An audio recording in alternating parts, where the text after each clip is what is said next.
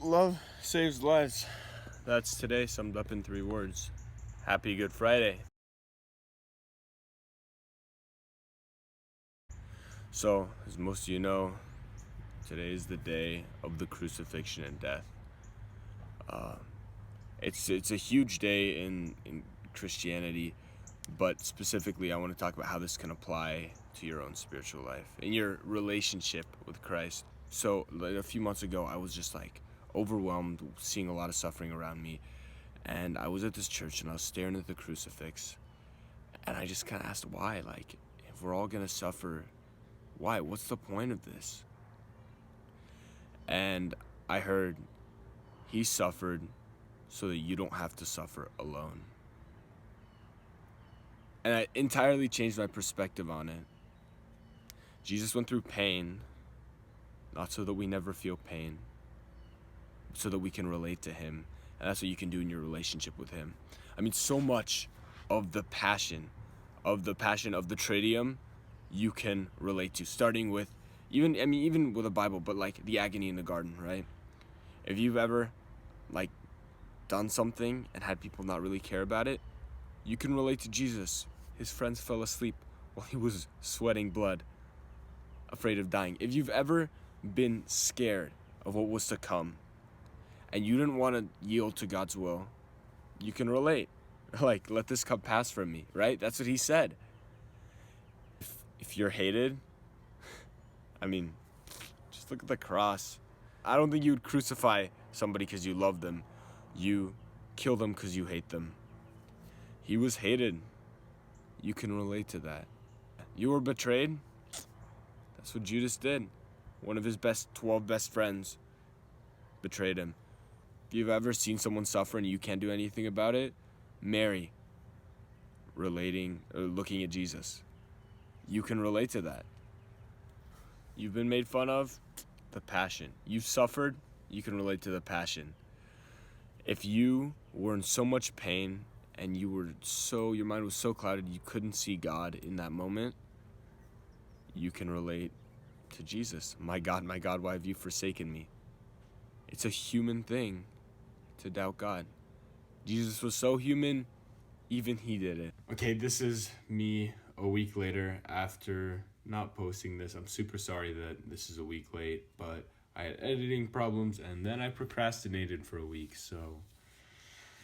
but I'm glad I procrastinated because I remembered to share this one story. So one time I was in desolation, which is basically like if consolation is the ups, like of feeling God, desolation is the downs. It's like the valley. So I was really not feeling God. I was doing like everything I could, like to grow closer to God, because I was like scared. Like, is this because of like me? Like, am I keeping myself away from God?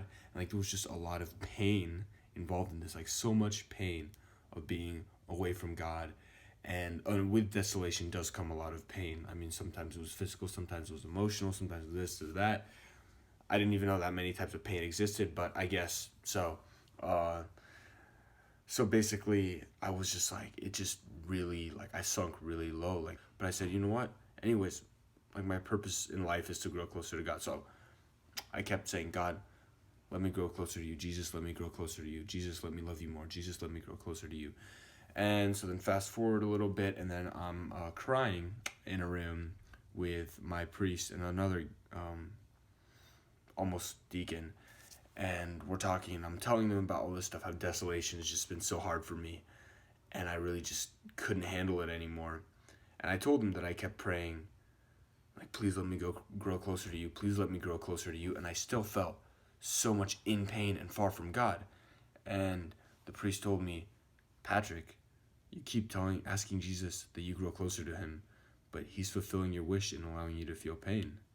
I was like really confused. And he said, well, because you're closest to his heart when you are like him. And he said the saints, the mystics, the people that got the stigmata all said that they were the closest to Jesus when they were feeling their pain.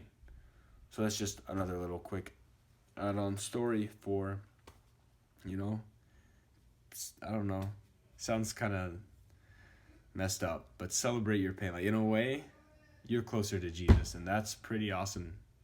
Take your sufferings and your pain and relate it to Jesus, relate it to the saints, relate it to his followers. He went through it so that you don't have to be alone when you go through it yourself.